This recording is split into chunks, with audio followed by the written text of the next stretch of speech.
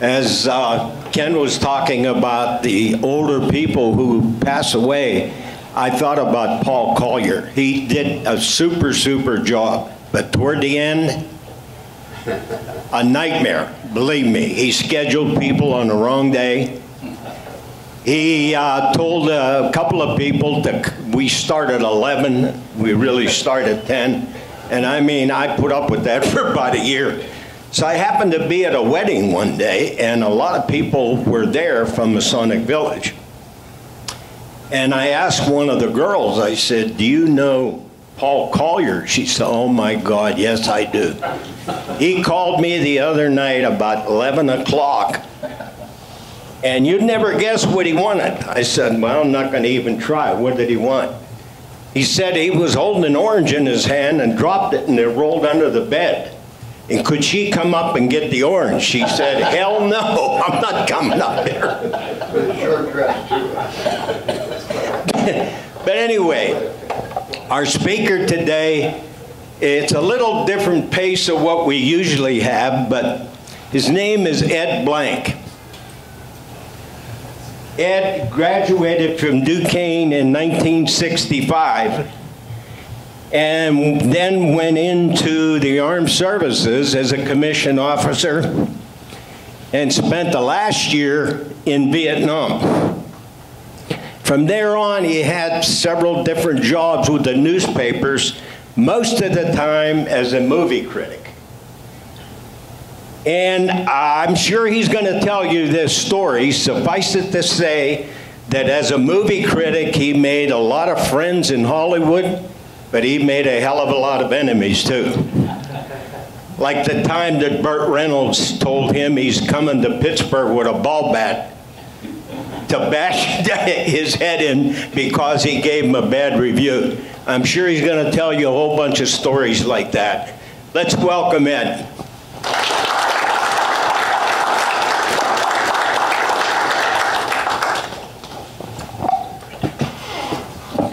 Thank you. I wasn't planning to start with Bert, but I may as well. While I was waiting to get the job of my dreams covering theater and movies, somebody unexpectedly left to go to another job. And so I moved into his job as radio TV editor for 27 months and got completely enveloped in that. And at the time, this was the end of '69 to the beginning of '72, there was a new thing going on in television called the made-for-TV movie. Some of them were 90 minutes, some of them 2 hours, and one of them was called Hunters Are for Killing. And this young man who had come off Gunsmoke and some series of his own, Burt Reynolds, was the star of Hunters Are for Killing. Well, it was bad, and I wrote that. And you know, nowadays we have social media and everybody can find everything they want on the internet, but back then a lot of well-known people who wanted to know what was being written about them subscribed to what they called clipping services. And these were companies that would subscribe to a couple of hundred major newspapers across the country and all of the big magazines, Time and Post and Newsweek and on and on. And these clipping services would send them all the stories they could find about the stars.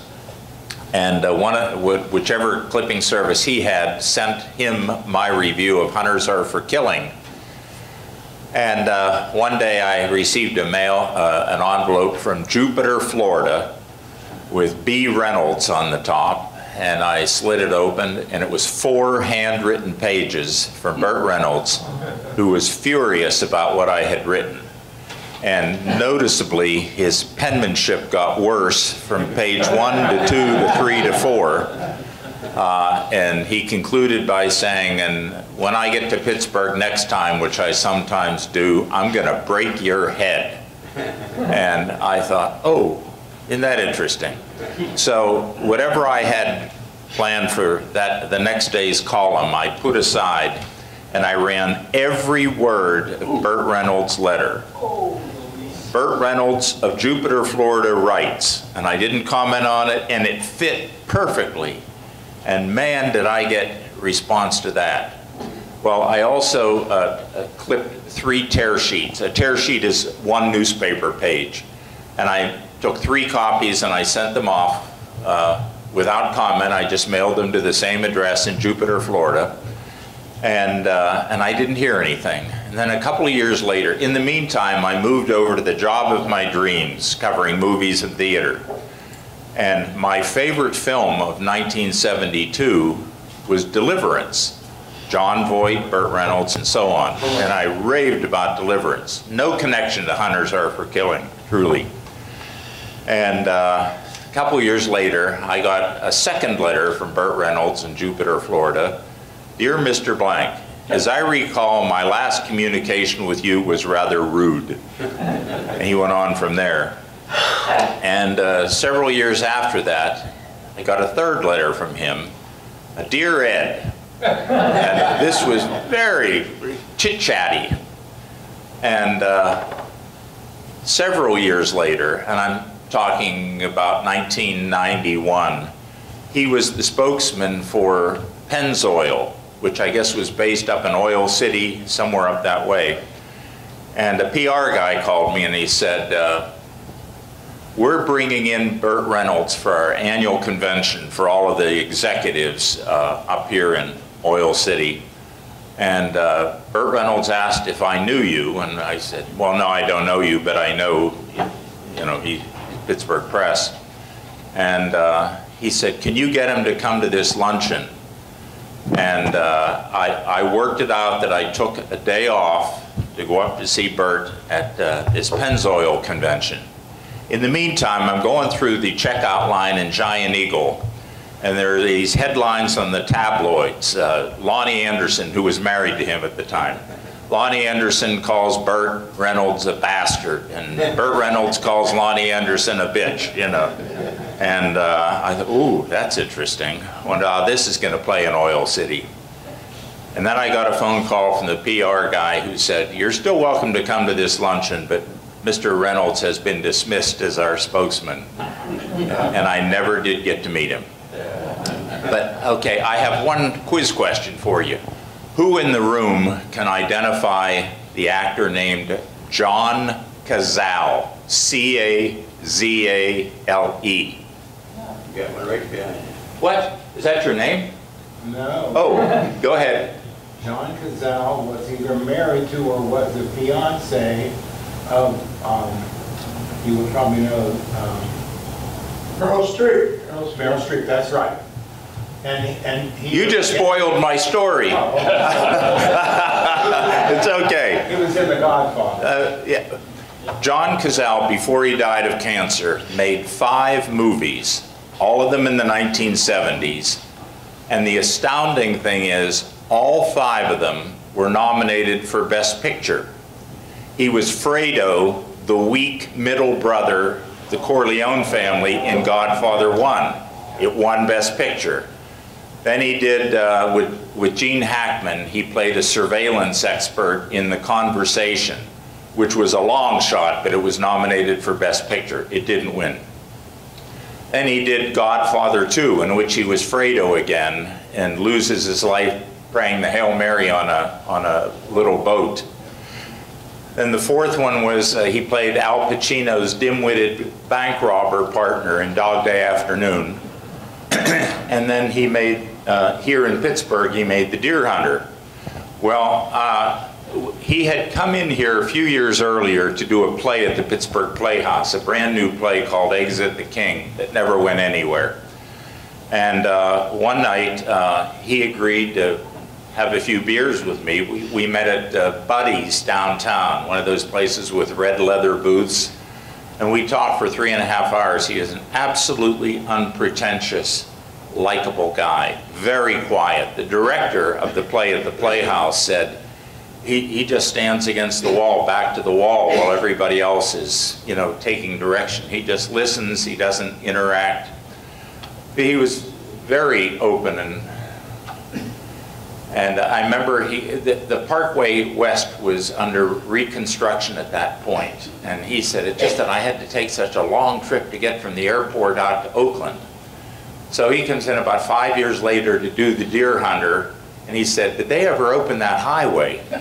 And I had asked first, of all the people doing The Deer Hunter, I'd asked first for De Niro. Well, he was never available to the press. And I said to the press agent, well, ask Johnny Cazale if he'll talk to me again. And he agreed. And we were, he and much of the cast and crew were staying at a motel out by Robert Morris campus out in Moon. And I can never remember which one it was. And so we agreed to meet on a Monday evening at 7 o'clock in the bar, which was empty. And he came down and the bartender said, I'm sorry, sir, you must have a suit, a jacket on to be in here. And the press agent said, Johnny, I got one that'll fit you, I'll go up and get it. And when a few minutes later, Cazale's girlfriend came down with him. Well, I never minded wives being present for interviews because they've heard it all a million times. They don't want to know about it. They just mind their own business. But, and a little flashback here, I grew to hate the idea of girlfriends sitting in on the interviews because of an incident involving a badly made movie here called The Fish That Saved Pittsburgh, which was about basketball at Pacific Arena. And I had wanted to talk with Stockard Channing, who was the female lead in the picture. She was not available. So my second choice was Jonathan Winters, and he was available only at 11 o'clock on a Sunday morning. Well, if there's any time I don't want to be bothered with work, it's Sunday morning. But I drove down to Chatham Center, and I'm cooling my heels in the lobby, fully expecting to go up to his suite to do this interview. And instead, he comes down to the lobby with this much, much younger, bodacious blonde.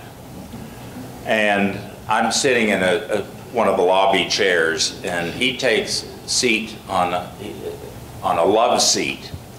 And she gets up on the second half of the love seat. She kneels beside him, and she's nibbling on his ear. And I'm trying to get the guy to concentrate and converse, and he's looking all around the lobby to see who sees what's going on over here. And after that, I never wanted the girlfriends present. But in this case, Johnny came down, John Cazale, with his girlfriend, and we sat in one of those round booths. And I'm here, the girlfriend is here, he's over here, and the press agent is here. We were together from about 7:15 until 11:15, just him and me talking. The other two didn't interrupt. And I was aware that the girlfriend never interrupted. She never wanted another drink. She never imposed herself on the conversation. She never tried to get his attention. And she was not beautiful, but sharp looking, and clearly there was something about her that radiated intelligence. And at the end of the evening, when John was going back up to his room, I pulled the press agent back and I said, "Who was she?" And he said, "Oh, she's got the leading female partner picture. Her name's Meryl Streep." And all I said to her all evening was hello and goodbye. And I never got another chance at her again. I have most often, if an interview was in Pittsburgh, I had to go to the hotel, which most often was the Hilton, which was very close to the Pittsburgh Press Building. And sometimes they'd come to my office, and normally the bigger stars wanted it to be in their hotel suites, but there wasn't a strict pattern there. And Gene Hackman was coming into town to promote a new movie that was going to open in a couple of weeks here called The French Connection. Well, The French Connection became a blockbuster, and it won Best Picture, and it won Best Actor for Gene Hackman, but that hadn't happened yet. His previous movie was called The Hunting Party, which was a kind of unacknowledged remake of a big hit called The Professionals with Burt Lancaster and Lee Marvin. And in The Hunting Party, Gene Hackman played this very, very wealthy bastard in the Old West whose wife is kidnapped. She's Candice Bergen. She's kidnapped by Oliver Reed. And Hackman has 200 guys out there on horseback trying to track these two down.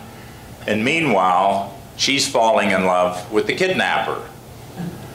So there is a scene in the middle of the film. Hackman's got his own train, and there's a scene in which he's in bed with an Asian prostitute, and he's looking very pleased with himself, and he's puffing on this cigar, and he's finished.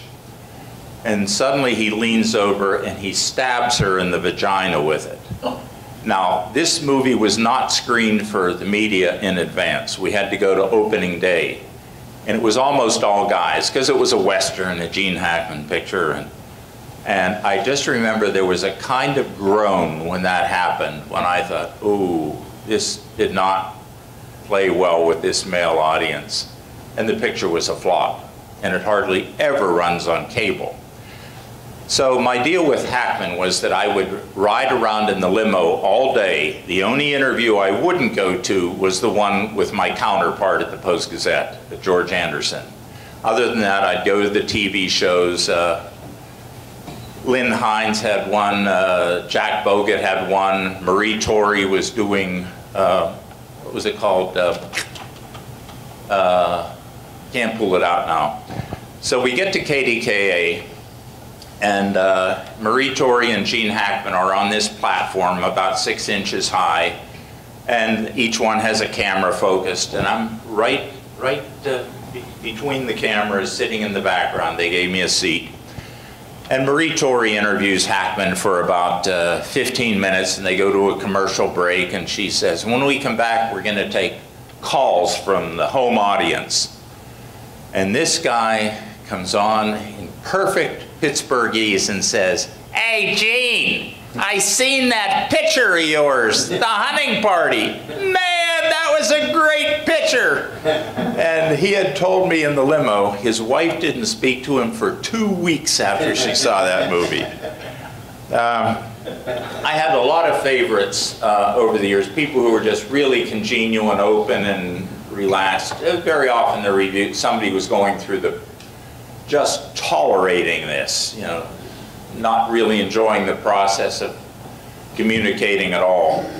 But of all the stars over the years who I perceive to be the best liked within the industry, not just because nobody ever said anything bad about them, I'm talking about other people in show business, but the names that would be volunteered most often by other celebrities as people who were really good guys. And among all of them, the woman who everybody not just spoke well of, but would volunteer her name, was Carol Burnett. They really liked Carol Burnett. And the guy, and this was no surprise at all, the guy they all revered as a companion and a co-star and so on was Jack Lemmon. And Lemmon, of course, was a huge star. And I used to do a lot of interviews when I'd go to Broadway twice a year, 2 weeks in the spring, 2 weeks in the fall. And I'd do a lot of interviews backstage. And I especially enjoyed it when they wanted me to come to their residence instead. Because you always get more atmosphere if you're in the home, if you're seeing what the home is like and how it's decorated and so on. I forgot who I was going to tell you about. Oh yeah, Lemmon. Because he was such a big star, when he started going back to Broadway, which he did about 4 times toward the end of his career, the press agent was not interested in the least in setting up with some guy from Pittsburgh. After all, we were hardly a major market anymore. We're kind of a secondary market. And I had done so many interviews backstage that I knew that when I showed up and the stage door manager was there, right there by the stage door was always a lot of slots. If you remember the old hotel slots where you put the keys, well, they had these mail slots for everybody involved in the show. And when the actors would come in after having their dinner for the evening performance, they'd all be pulling out the mail. And I thought, you know what? I have the addresses for every theater on Broadway. Why, when I get a no from the press agent, don't I just send a note directly to the star involved? But Jack Lemmon, it worked. And the very press agent who told me he would not talk with me had to call me back and say, Mr. Lemmon has decided he's going to talk with you. And I went to his dressing room, which was the norm, and he could not have been a nicer guy. I mean, he talked about the letter I had written to him, and I thought, man, I can see now, he is just absolutely everyday person that anybody would like to know. Yul Brynner was coming into town for a revival tour of The King and I, which was to play at Syria Mosque for 6 weeks. And he was I only spoke with him on the phone. He was a very imperious sounding guy, as one might imagine. And they made a big mistake with that show. They did a TV commercial which Brynner narrated that ended with the line, Yul Brynner in The King and I will be in Pittsburgh for 6 weeks.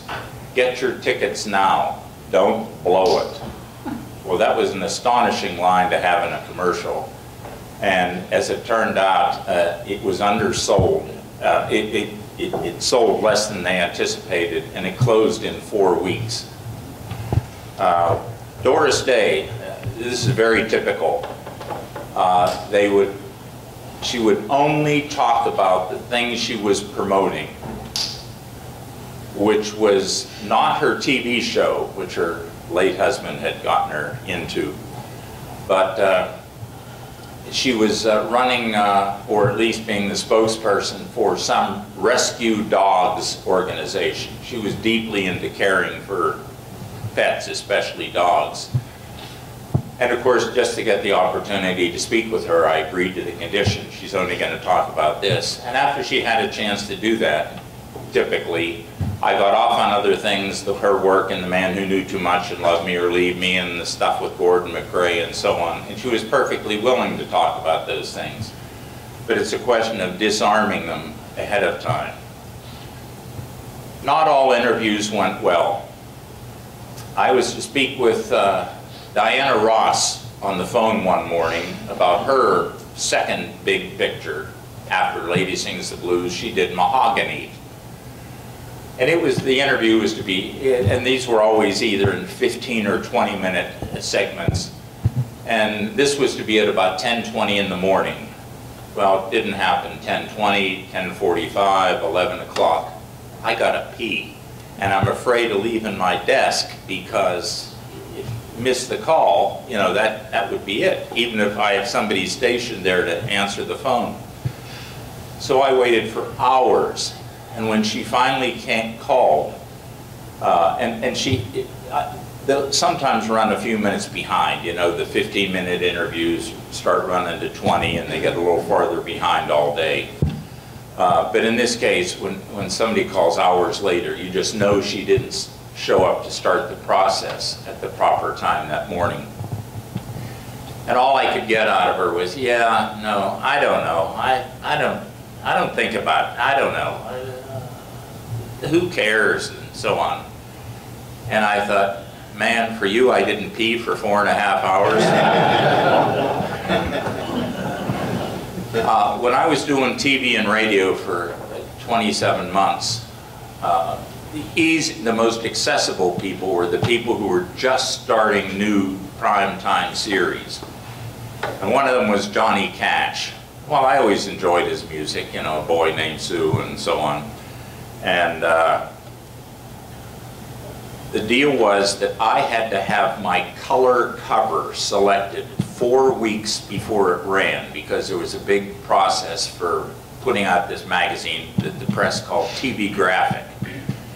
And I always did the cover story. It was always an interview with some major celebrity, Lucille Ball, Doris Day, Mary Tyler Moore, whoever. And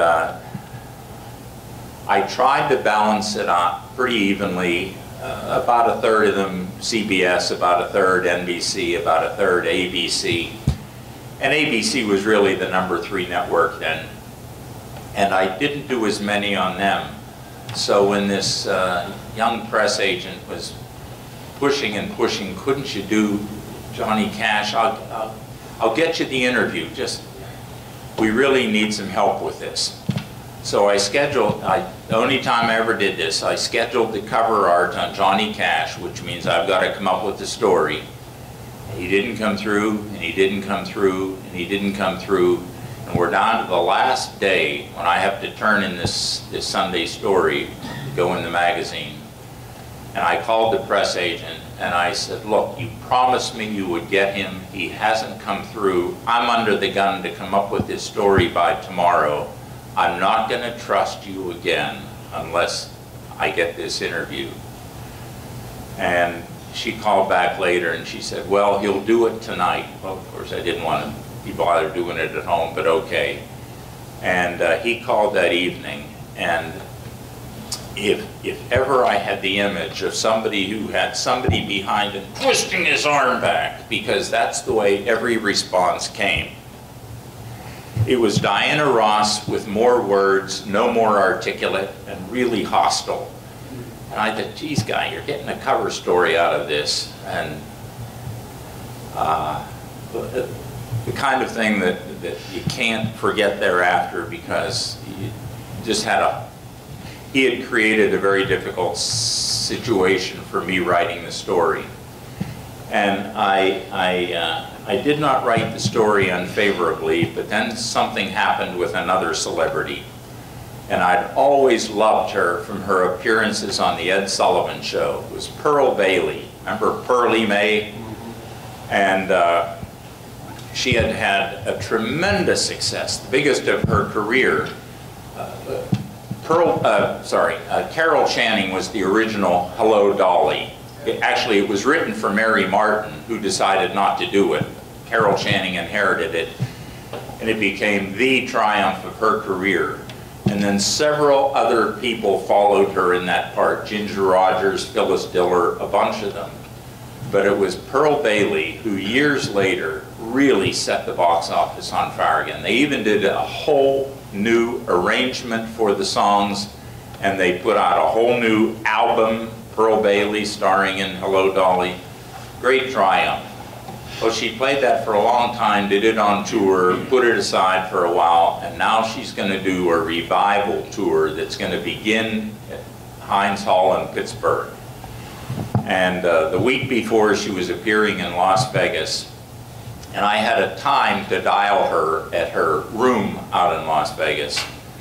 And somehow, I don't know, I've never understood whether it's the press agent who screwed up or Bailey herself, but they're, 2 hours behind us, and she was not expecting the call, or it was going to be much later that day, and she could not have been more disagreeable. And I said, repeatedly, about every 5-7 minutes, "Miss Bailey, we could do this tonight or tomorrow." She was so hostile, and it was an astonishment to me. This is Pearlie Mae. And she stayed on the phone for 47 minutes, and there was no peace, but she would not agree to do it at some other time. So I had to turn in the story that day, and I did, and that's the time I wrote it. What a disagreeable experience this was. And it was for the Sunday paper, a big spread on the front of the entertainment section. And meanwhile, she came to Pittsburgh and was doing the rehearsals. This was the first city on the tour, and she was rehearsing with a big cast up in the rehearsal space in Heinz Hall. And I wrote the story, and like the early run is every week, the entertainment section is printed Thursday night into Friday. Once the union crews completed the Friday Post-Gazette, they would go to work on the Sunday early run, which included about 4 sections. The story was already printed. I had it on my desk Friday morning when I came in. There's Pearl Bailey. Terrible interview. And this young man, this young black man, called me, and he said, "Miss Bailey would like," now she hadn't seen the story. There was virtually no chance, and she hadn't seen the story. And he said, "Miss Bailey would like you to come over so she could talk with you." And I said, "Look, the story's not only written, it's published already. I'm not going to be doing anything else on her except the review on opening night." And he said, "You don't understand. I got to get you over here." And I just felt so sorry for him. You know, he's maybe the first job in show business, and God knows I knew she was hard to deal with. And I said, "Okay, what time?" And he said, "Oh, right now." So I walked over there, took the elevator up to the rehearsal floor, which, as I recall, was the 4th floor, and she was on a payphone, one of those attached to the wall, down at the end of the corridor. He said, "There she is. She go down, go on." He's walking behind me and sort of nudging me along, and I said, "She's occupied on the phone." No, she wants to talk with you." And he kept urging me on to get closer so she could see that I was there. Well, she wouldn't recognize me anyway. And finally, I was about 6 feet away. He gave me a little push, and I stumbled toward her, and she wheeled around. She said, "What do you want? Can't you see I'm busy?" And I was just ready to walk out. And in about 3 seconds, she was off the phone. I guess he said to her, "Jim." And we went off into a separate room, and she couldn't have been more like Pearlie Mae from the Ed Sullivan Show. And I remember one of the things she said that I quoted in the story: "When I come out on the stage for the first time, the whole audience pops up out of their seats like bread out of a toaster." And so I put in the story, and she said, "When I come out on that stage, the whole audience pops out of their seats like bread out of a toaster." So it happened, although I'm usually down near the front when I'm reviewing a show, for whatever reason I was way in the back. I think it had to do with wanting to get out of there fast to meet a deadline. And I'm sitting there thinking, in the first few minutes of the show before she makes her first appearance, please stay in your seats when she comes out. Just stay where you are. And the minute she appeared from the left side of the stage, they all popped out of their seats like bread out of a toaster. Well, she's right. About a week later, and the review was favorable, about a week later, I got a box of all of these children's books that Pearl Bailey had written. Oh my goodness, my time's almost up and I haven't begun to cover this list. No, anyway, this whole box of books, every one of them signed individually and specifically to my good friend Ed Blank, Pearlie Mae, to my old buddy Ed Blank, And on every one of them is signed separately. Well, I'm never going to read these children's stories. So I turned them over to the Mount Lebanon Library, and that was the end of it. It was not unusual to be turned down for someone starring in a Broadway show, as I mentioned, Jack Lemmon. Lauren Bacall was another story. She would not see me at all, no surprise, but her co-star in Woman of the Year was a character actor named Harry Gardino, and he was also her boyfriend at the time. And she would not see me, but Harry would. So the deal was, after the Wednesday matinee, and I had already seen their show. I was at something else, and I dashed over to the Palace where they were performing Woman of the Year, and I was told I could not go up and see him right away. It was about 4:45. Couldn't go up because it happened that in that day's audience were two major Hollywood players, Rock Hudson and the producer Ross Hunter, who did a lot of very expensive, successful films. And they had gone up to see Betty Bacall, and of course she wanted Harry Gardino to share the audience with him. So I'm cooling my heels in the basement of the Plaza Theater, directly under the stage, the most famous theater on Broadway, and I'm watching the costume people hustle around, getting the costumes ready for that evening's performance after the matinee. And I was down there for about 20 minutes, and finally the press agent appeared. I was beginning to wonder if she forgot about me. And she said, "Oh, okay, you can go up now. Don't get off at 3. That's Miss Bacall's dressing room. You go up to 4. That's where Mr. Gardino is waiting for you." And there was one of those old-fashioned phone booth elevators, as I call them. You know, it's about 3 feet by 4 feet, and it has one of those corrugated iron doors you pull closed. And I got in there by myself and was just pulling it closed when I heard, hold it, wait a second." And who came running toward me but Lauren Bacall. And I looked at her and I spontaneously said, "Oh, hi." She got in there. We are nipple to nipple going up. She studied that ceiling and never said hello. And I thought, this is the reputation I've heard about. What would you like me to do? Keep going. It's all right? Okay. Give another 10 minutes. Yeah. Oh, okay. Very often the people I most wanted to talk with turned out to be a little disillusioning. Earl Bailey and Johnny Cash, for example. And sometimes the guys who were almost never above the title, just working contract actors like John Saxon or Earl Holliman, would turn out to be great interviews, very friendly, very thoughtful. And I always enjoyed them a lot.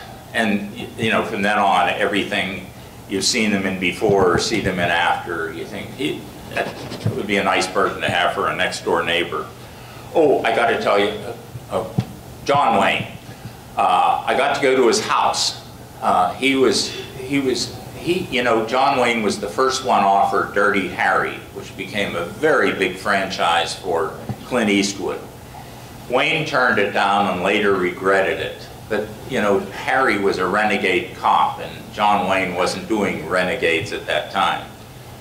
But he decided then he should do this cop film called McQ, M-C-Q. And to market it, they had a number of people come out from across the United States. And the idea was that we would go to a cocktail party in Wayne's home before we went to see a premiere showing of the film at a local multiplex. And Wayne had this immense room, I can't pull out the right word, with photos all around, all these proclamations and trophies and plaques and so on, kind of a game room. And we were all herded in there for several minutes. And one of the things I noticed down at the back corner of the room was the Oscar he won for True Grit. Well, I never saw one before, I never saw one again, and I thought, I want to get my hands on that thing. So I didn't think this would work, but when the doors opened for everybody to go up to the living room area of his home and meet him, I'm kind of marching in place. And I thought for sure a couple of the press agents would be the last ones to go out, and I wouldn't have a chance to. Not so. They would hit early, I guess, to direct the group once they got into the living room area. And I just kept marching slowly and made sure I was the last one in the room, and I went over and picked that thing up. They are heavy. I'd always heard that. They're solid. And I'm glad I did that. I got into the living room area, and there were a couple of maids serving, hors d'oeuvres and drinks and so on, which I didn't care about. I was scribbling notes on what was going on. And this was just about the time Nixon resigned, and Wayne was well known to be a Republican.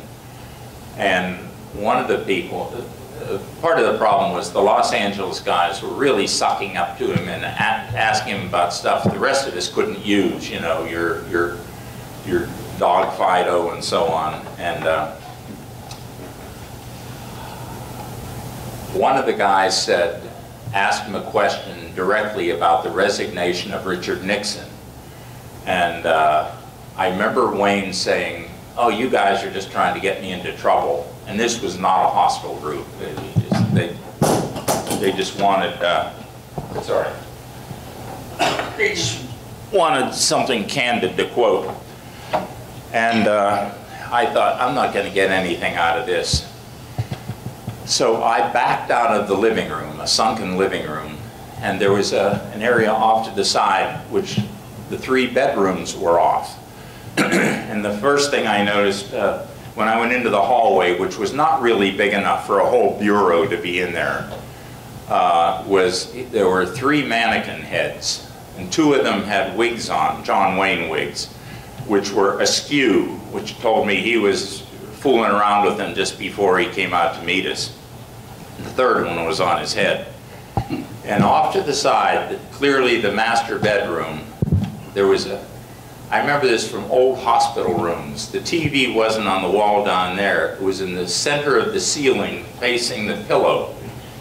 And his TV was on, facing a pillow. Obviously, he had been napping just before we arrived because the pillows were exposed and all ruffled, that look when you first get out of bed. And by a great coincidence, the TV show that happened to be on at that moment, which he hadn't bothered to turn off, was I Love Lucy. Now, it was not the episode in which he appeared, but I thought there was a certain irony there. So the walls were filled with pictures that other stars had given him and autographed. And the one I thought was neatest, he had worked with Dean Martin twice in The Sons of Katie Elder and Rio Bravo. And this photo of Dean Martin was signed to Duke, D-O-O-K, Love Dino. And of course that wound up going in the story. Do you have any questions you'd like to ask? I've talked with so many people. Yes, sir. Yeah. Now that you're retired, do you still look at new movies just for your own good, and what do you think of? Last year during the pandemic, I went to 16. There was almost nobody at any of them. Usually there were 3 people or 2 people or 1 other person in the audience. 3 times I was totally alone. It was like the old days when I had private screenings. This year so far I've seen 8 or 10 in theaters.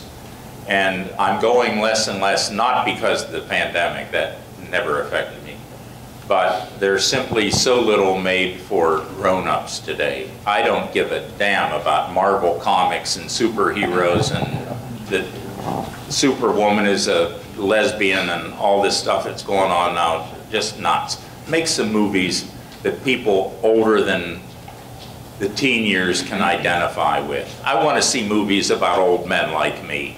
Good. I'm glad you said that. I don't feel as bad. Yes, sir. Why do you think that is? You know, is Because that's where the audience is, and I'm not seeing older people at the movies I go to at all, and I'm being very selective.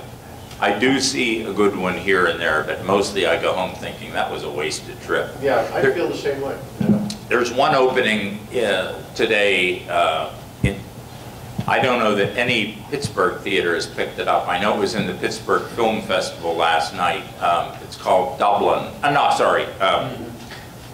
Belfast, made by Kenneth Branagh. And I respect him a lot. And I saw the trailer for it, and it looks like a multi-generational family thing. And I'm going to go and see that. Yeah, but I have a question. And I also go to the theater a lot. Yeah. In over your career to present day, I find that there really isn't, I find this in film, I find it in music, I find it in other things too. There really isn't any good creativity anymore, unfortunately. It's all seem to be rehash this, or all the songs sound the same, all the movies kind of sound the same. I went to see the new James Bond film, and I'm a huge James Bond film. I was sorely disappointed in it. It's my least favorite of all of them, and I exactly. It was horrible. You can't follow the action because it's all done in the editing. It's all chopped up. So if, you know, cars are racing toward each other and there's a smack, you're not seeing anything. It's all done in the editing. Yeah, it was horrible. That doesn't interest me at all. You know, I like Daniel Craig as James Bond, but the way this ended up and the way he went out of it, you know, I don't have a problem with the way he ended his career as James Bond, but the movie it was so dark, yeah. It wasn't entertaining. Dark. Very dark. Yeah. And I find this with a lot of movies. There's just no creativity anymore. Agreed. Same way with music. You know, all the country songs sound like country rock. All the rock songs sound like country rock. They are calculated to appeal to a young audience, which is the audience that is very responsive and showing up. Yeah. What about Gucci? Yes. Sorry. Gucci? Gucci, I think I'll see. The House of Gucci. Yeah, I think I will. I think that's next Friday. I'm not sure of that. Yes, sir. Yes, I'll make an observation. There's no dialogue in these movies anymore. For example, that movie with Cary Grant and Rosalind Russell. His Girl Friday. His Girl Friday. Now that was based upon a Broadway play. Yeah. So I noticed, like all the movies in the 30s, most of them were on Broadway plays. You had dialogue. They were dialogue-driven and character-driven. Exactly. These things aren't about characters at all. It's about the cash. It's always about the cash, how they sell. But my other question was, in these movies, like you talked about Belfast, and that, the one that's out now, the one with the French lieutenant, I went to that. How was that one? The French Dispatch. Right. What's your reaction to that one? The French Dispatch. All ingenuity in style. A totally stylized film that has no heart at all. And I only went to see it because several character players in it who I thought collectively might be worth seeing, and I didn't like it. I gave it a 4 on the Internet Movie Database out of 10. Yes.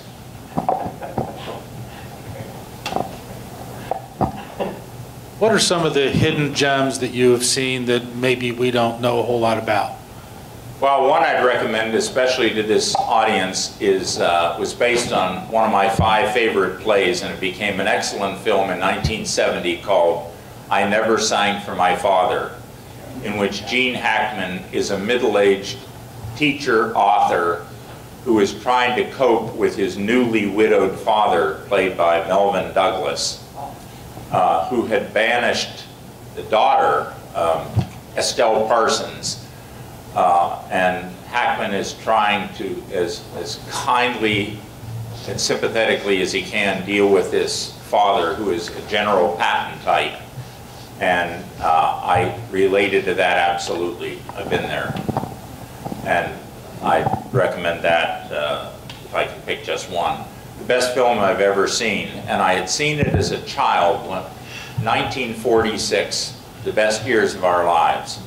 I'd seen it as a child when it was reissued in '52, and I liked it a lot. It didn't become my all-time favorite until about 20 years ago. I've seen it so many times, and I've shown it in the class I do at Pitt. That is, to me, the most compelling movie ever. It's about 3 guys returning from World War II to the same small town. In the book, in the original novel, it was Cincinnati, but in the film, it's just a small middle American town. And it has to do with the difficulties of adjusting to normal life again among people who have no idea what happened to these guys.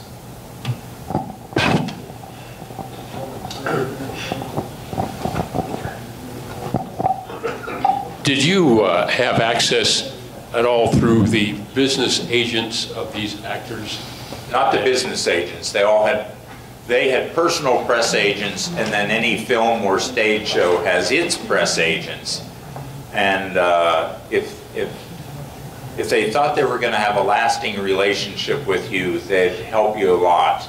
And if they were just treating you as Pittsburgh, which was about the 20th most important market at the time,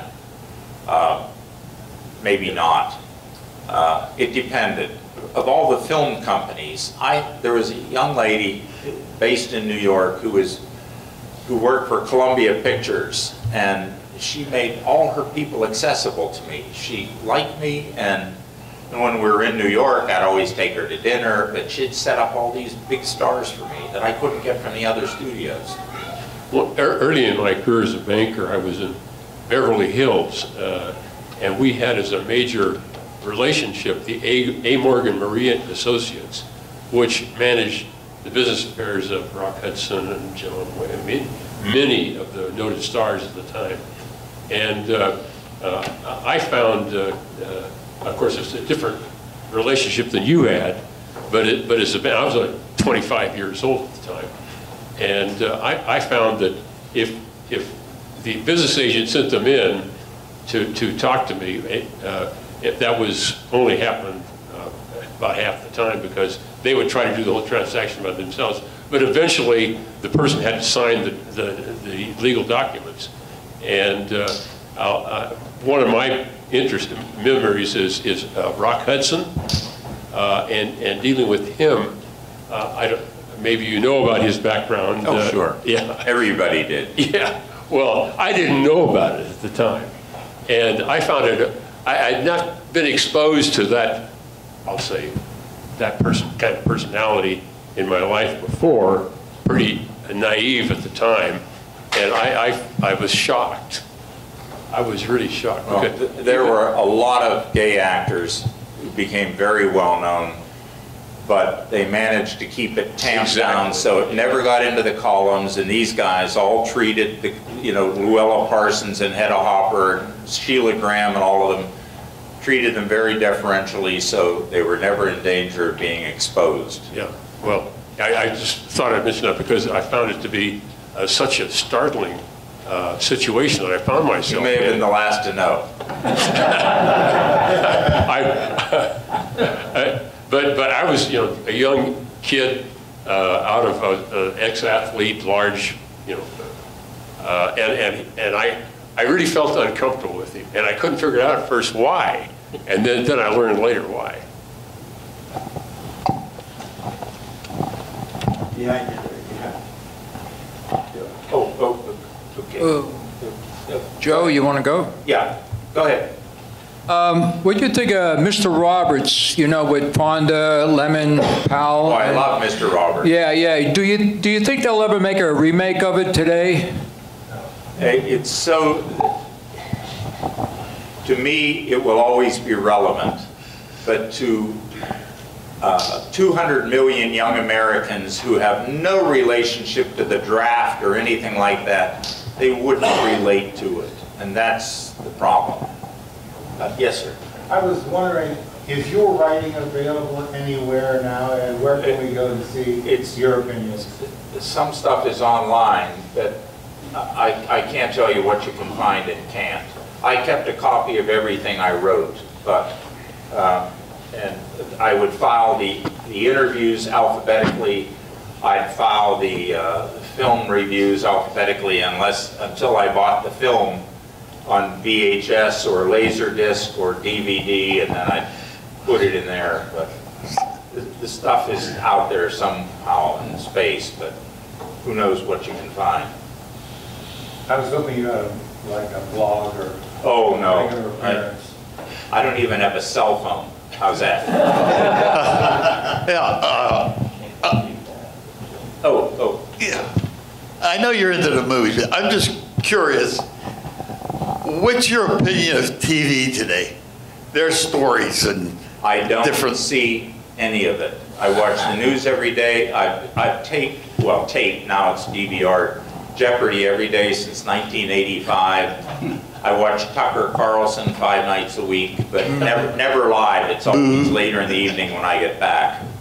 I'm in 15 organizations, 9 of them for military veterans. I run 2 of the other 6 ex-pressers and media folks. I have 3 special needs guys I take out separately once a week. They don't know each other. And I have no time for television. And I was long tuned out before this family called the Kardashians became famous for being famous. And I have no interest in that stuff, truly. Yes, sir, back here. I'm just wondering if you did any interviews with producers, directors, Oh, yeah. writers. Oh, all the time, yeah. Not as many as with the actors, because of course people are more interested in actors. But yes, I did. One Mr. Rogers story. Got to tell this. Fred Rogers. When I was doing TV and radio and was doing a big cover story every week, of course one of them had to be on Fred Rogers, right? That was my big WQED story. So I went out and spent a whole day on the set, and Fred was very deferential. I mean, he couldn't have been nicer. If he wasn't actually filming something or setting something in place, he'd come right back to me all the time and would talk some more. Well, a very good guy.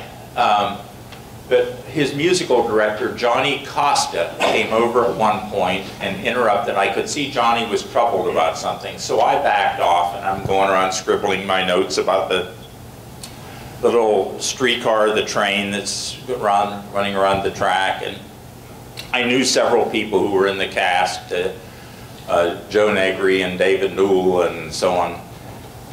And when I sensed that Johnny Costa and Fred Rogers were going to break up this little huddle, I moved in closer, and the last thing I heard Fred say to him was, "Remember, Johnny, there is no such thing as a conflict-free life."